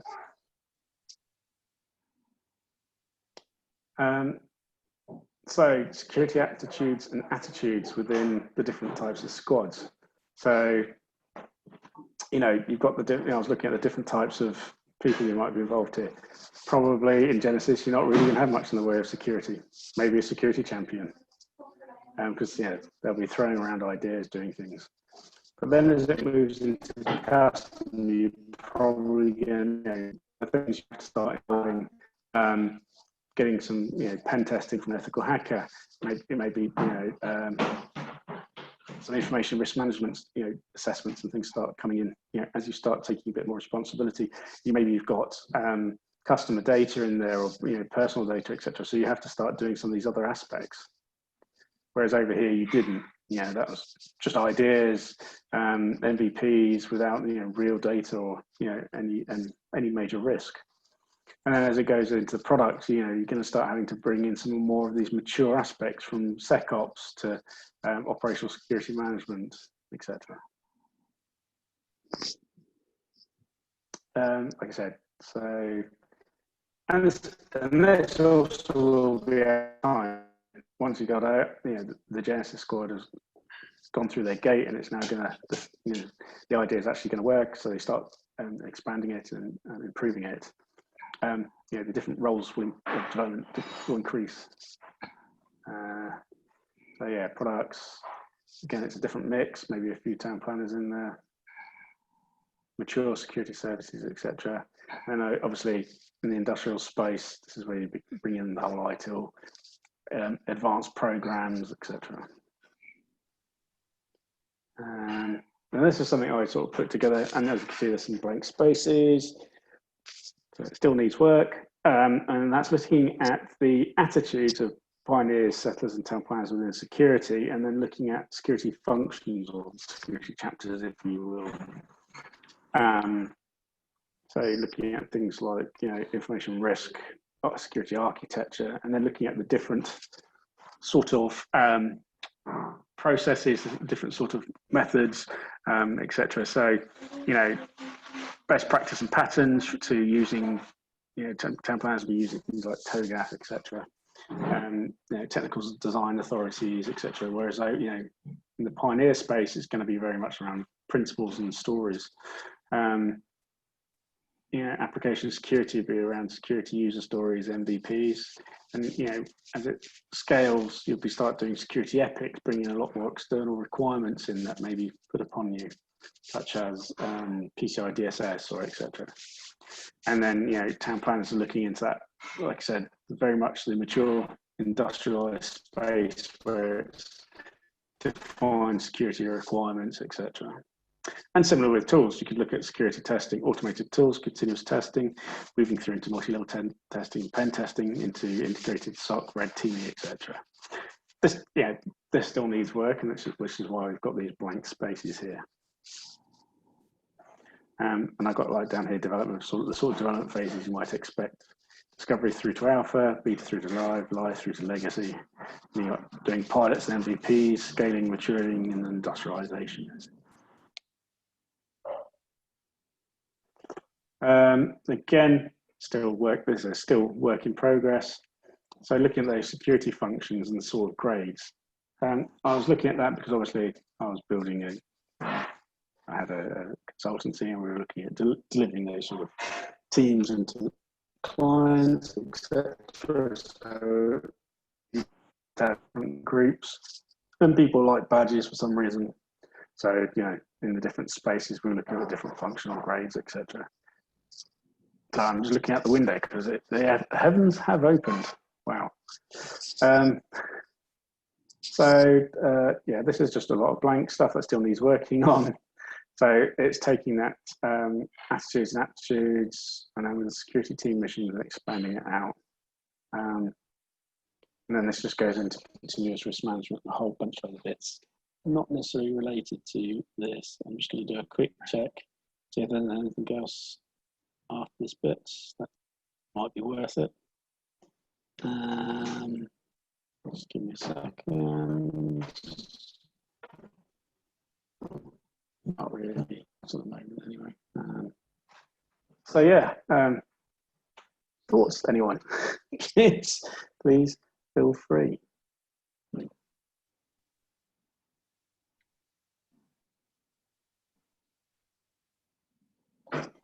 That's a lot more well thought out and detailed and defined. Looks a lot more mature than Tony. One thought, because as you were going through it, and I could see, how much thought's gone into it. But in the beginning, you said, this came up with this a couple of years ago, and it hasn't been implemented yet. And I was just thinking in general, like, in life, change is so hard. People, tend to avoid it rather than embrace it, that's the reality. obviously within an organization trying to introduce change, be it how we work or how we're structured, it's all done in flight, right? We can't come to a complete standstill and just stop all work, pause all expectations. For a month we're going to change. So that the fact that it's in flight plus inertia makes it really, really, really hard to implement. Simon has clearly kind of established, and I really believe that before you can do any of that change or implement any of this, you got to get the doctrine right first. But what else are your thoughts in terms of implementing this and the challenges around doing that and getting that change done whilst everything's ongoing and in flight? It's difficult. Like I say, I was lucky when I started sort of doing this. I had a small sort of boutique security consultancy, so we could implement it, and it worked well. Then I sold it to a larger organisation who didn't get it, and it crashed and burned. But I think like similar to Simon's experience there. It's difficult, I think, to retrofit unless you've got absolute buy-in from the top down. Not just at the top, but also at the bottom. So yeah, you have to do a fair bit of explanations. And sorry if you hear banging, that's the thunder that's going on now. So I could lose my connection at any time. So I did sort of like Dennis and I had a little go at looking at how this could work potentially with when we're at Photobox. And I put together some of the details around putting together a squad for dealing with going out and making sure that a review and aspects around data protection and GDPR, etc. And we defined the squad. We put together the the rules, and we put together the fitness functions and things like that. Just to see how that would work, and it kind of worked to a certain degree. But without it being part of a across all the organisation, I think it was very difficult. And like you said, a lot of that doctrine wasn't in place to start with. There was a lack of situational awareness and a lot of other aspects, which as Simon has said, really need to have that in place before you can head down this process. Unless, like I said, unless you're in a position to be able to build it from scratch. So if you're a startup or somebody who's just scaling, you could probably start to put this into place pretty easily. And I guess that's worked with the guys at Glasswall. It's when you start getting into that, banging into the BAU, the legacy, the predefined structures and bias that most organisations already have. It's very difficult to get past that. And I mean, I think there's more scenarios where you're going to have to retrofit. There's less opportunities out there to start scratch from a fresh, brand new, clean slate startup. I'm just trying to think, how that can be alleviated. Obviously, the doctrine is the perfect starting point.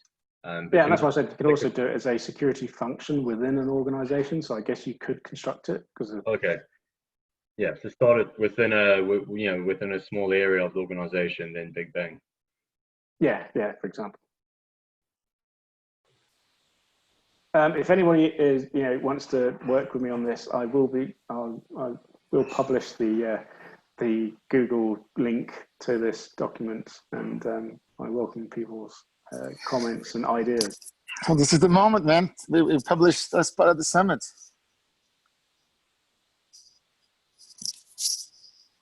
So just in reference to that question on implementation, I know one specific company, they started off with a small team, which was operating in a PST type mode. So it was no more than 100 people. And but because of its success, they spread it, and the person in charge of that, I think they spread it to 1,000, and they're just in the process of transforming their entire organization. So they went through small to 1,000 to it's now 10,000, but is what they're aiming for. And the thing about this is they were very good at the doctrine. They started with that doctrine principles first. I'm going to keep on emphasizing until it becomes so boring. but don't mess with the org structure until you get your principles sorted. Anyway, sorry, I'm very boring.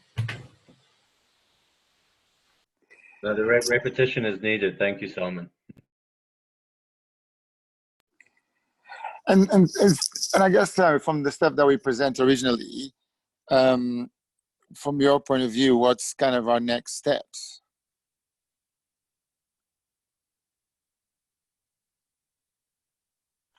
Go back and turn some of the first few phases of doctrine from red to green, right? Blue. Yeah, I like blue versus green.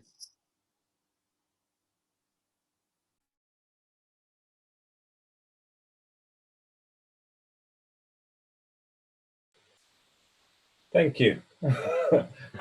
Sorry, on the blue. Were you asking me what's coming next? What do you suggest we do next? I think that's what Dinis was asking. Yeah. Oh, okay. Well, if you ask me, I'm just going to say take the doctrine table and the first thing, go through it and just see how bad you are by having a discussion and getting people together to have that discussion. And then once you've done that, is commit to let's at least try and make sure all that phase 1 stuff is blue, as in cool, as in we understand our users, understand our user needs, and then once we've done all the phase 1, we'll talk about doing phase 2. So that's where I would start. Cool. Pretty straightforward. Any other comments from the other participants on the stuff that we presented?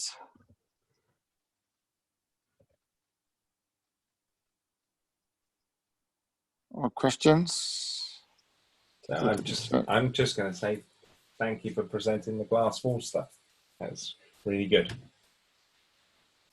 You're welcome. Hope you enjoyed it. Thank you for the feedback. Tony, something popped up for me on one of your early slides, which talking about squads having total autonomy. And I was just wondering, that kind of absolute total autonomy, that does that realistically fit in, or at some point, do they need to follow, some other kind of common set of something within the organization? Well, that's why you need those fitness functions.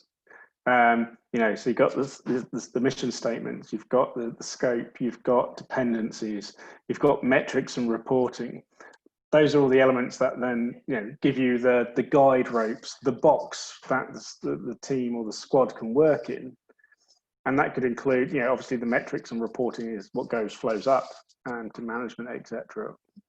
And through the leaders. So that's your constraints. That so you've drawn the box, you've given them the direction, you've given them the dependencies. So they could be dependent on using certain tools sets, for example, or whatever you've got to. And then, but within that box and within those constraints, and that's how they have autonomy within that. Within those constraints, yeah, got it. Yeah. In that boundary, yeah, perfect. And obviously, further up the food chain can still see through the reporting and metrics and stuff that things are happening. And those metrics could also, don't have to be number of pushes or the number of things, stuff like that. It could also be happiness of the squad and stuff like that. Yeah, we had an interesting question pop up when we said squads have autonomy to choose their tool sets, for example, and a concern that it would be hard for people to switch between squads if they were not using a common or standardized set of tools, for example.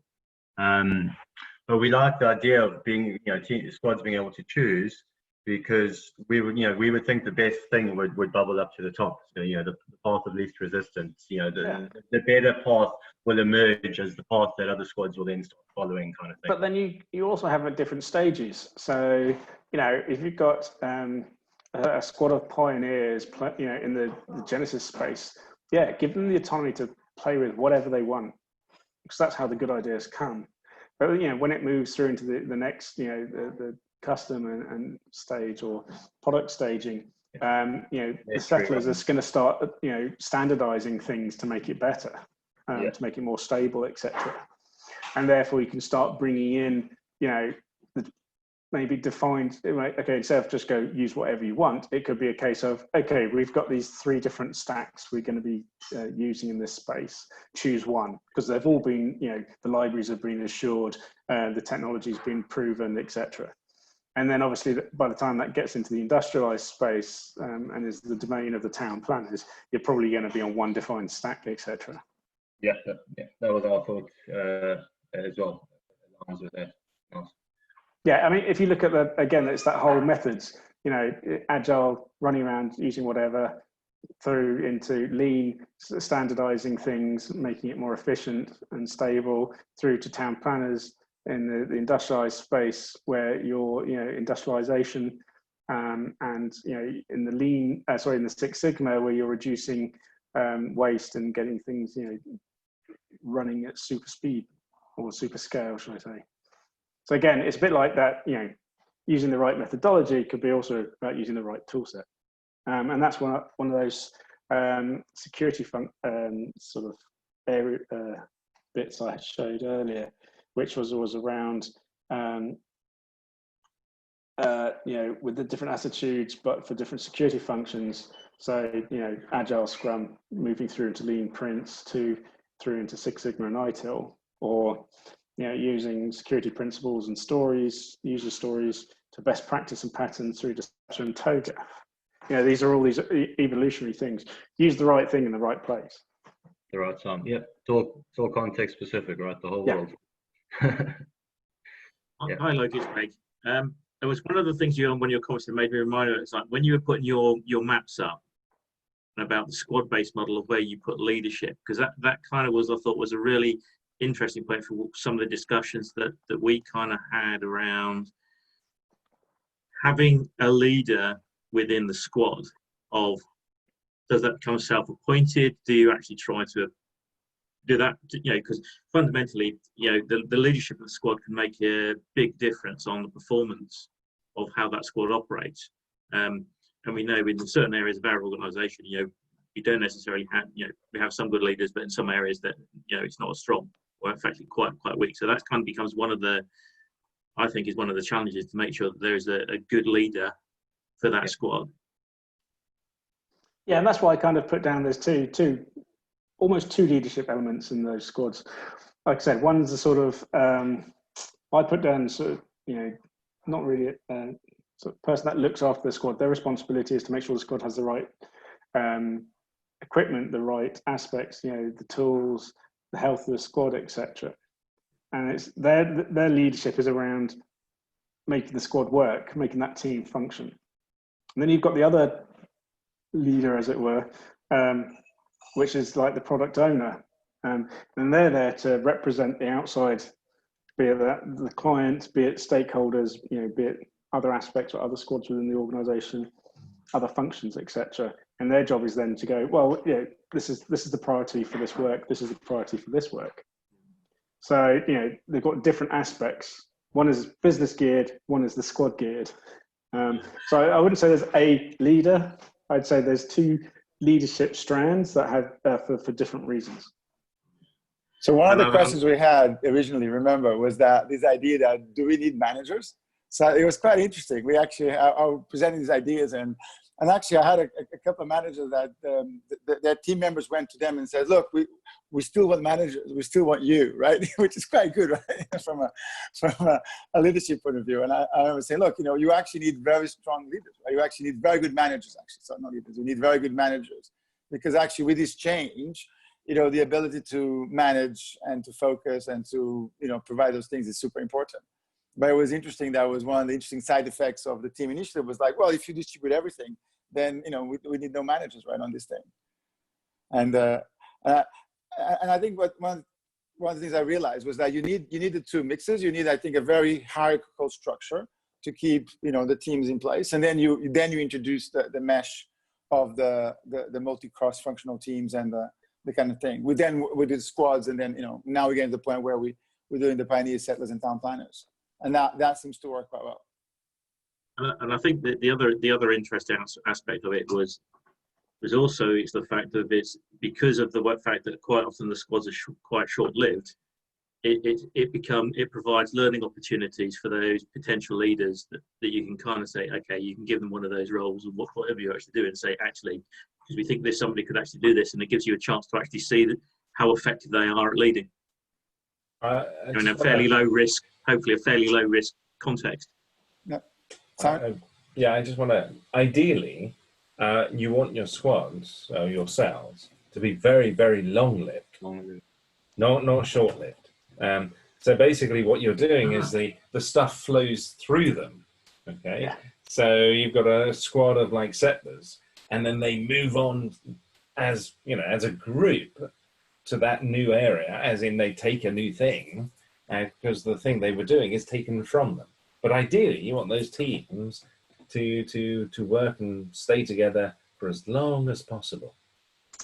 Yeah, that's what I was trying to show with the movement of, you know, the makeup of the teams as they progress through evolution, you know, will change. But it'll be a mix, and the mix will change between the different attitudes as the squad evolves.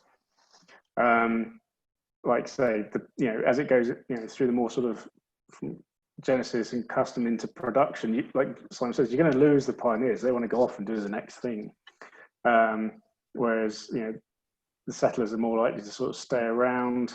And when it moves into sort of industrialization, you may still have a few of the settlers still in there as more town planners come in, and some of the settlers move out to go on to pinch new things from the pioneers again.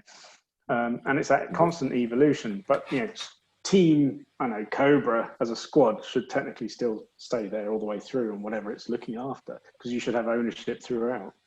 Okay, so there's a different thing there. There is the creation of the thing, which evolves, and we'll say teleportation, because we can do kit and internet, but teleportation. Genesis, it goes through custom built examples and products, and all the way to commodity and industrialization.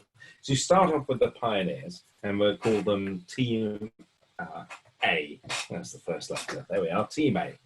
And they've got it working, and they're building it, and it's going great, and people are starting to want to use it, except for it's all rigged together, blah blah blah. It's very very much in the custom. And then Team B comes along, and they're the settlers, and so some of Team B will start to invade the teleportation group, which is mostly governed by Team A. Some of Team B will start to invade, and some of Team A will start moving on to look at other things. They've gone on to discover, done teleportation, so general purpose AI. That's really far-fetched. They'll go for that one. All right. So now what's happened is more of Team B invade, and eventually all of Team A have gone. Teleportation is still an evolving thing, but it's now governed by Team B, and Team A has reformed around general purpose AI. That's the ideal, as in the team, or your squad keeps together, even though as the thing moves, a new squad takes over. There's always a transition between one and the other, and that's perfectly fine. But ideally, if you want really high performing teams, you want to keep them together for as long as possible. Yeah, so in the way we kind of think about it is the teams are long-lived, the squads are very focus specific. So actually what you would have there is actually almost two squads, where there's a squad that does the first pioneer stuff. And then, because I quite like the idea that there's a kind of a completion stage, or else the thing just keeps going forever, right? So you kind of have a squad that just does the MVP, and then is that transition into the VP that is now populated by the other team, which is the settlers team. And then eventually we kick out the settlers, so the pioneers, because they go. But so the team is the long-lived one. So you belong to that team that does X, and is the squad is the more short-lived, project-specific, highly accountable, should be delivering something across the different levels. Yeah, it's an interesting overlap. I think part of our kind of attempt to implement was we had two teams, and the barriers between they were really big teams. We had two products, one team per product, big barriers between the teams, to the point where people didn't even know who the members of the other team were, never mind trying to get them to collaborate. And so introducing the squads, we try to get good at assembling people from different areas in the organization forcing collaboration, but also setting those short-lived objectives. So they don't spend 3 months trying to figure out how to do something. They get good at assembling and solving a problem, at delivering. And so that was kind of part of that transition, was this implementing these lots of little short-living, highly focused, high-delivering squads. But then that overlap with groups of people who build trust and learn about each other and become highly effective over longer periods of time. Yeah. We're going to have to figure that one out next. I need to dash. I've got something else to do. And then, are we meeting again at 8 o'clock? Yes, for our last It one. never ends. You can do it. See you later. Okay, bye-bye. Thank you, Simon. Tony, please share that document. I'd love to, if not help collaborate, at least reference it, but I would like to help collaborate as well. Yeah, I've put it into Dennis's Slack channel because it's on a different computer from this one. So I can and actually Dennis publish can it now. I can publish it. Yes, you can. Really, it's on record. It's a Google Doc link, yeah. Brilliant. All right. Well, thanks everybody. I think this was a really good session. I have to say, this I think was my favorites. I think it was really cool to actually go through this and to talk about some of the stuff we do. Yeah, thanks a lot. Thanks all. Cool. All right. See you guys. Thank you, guys. Thank you.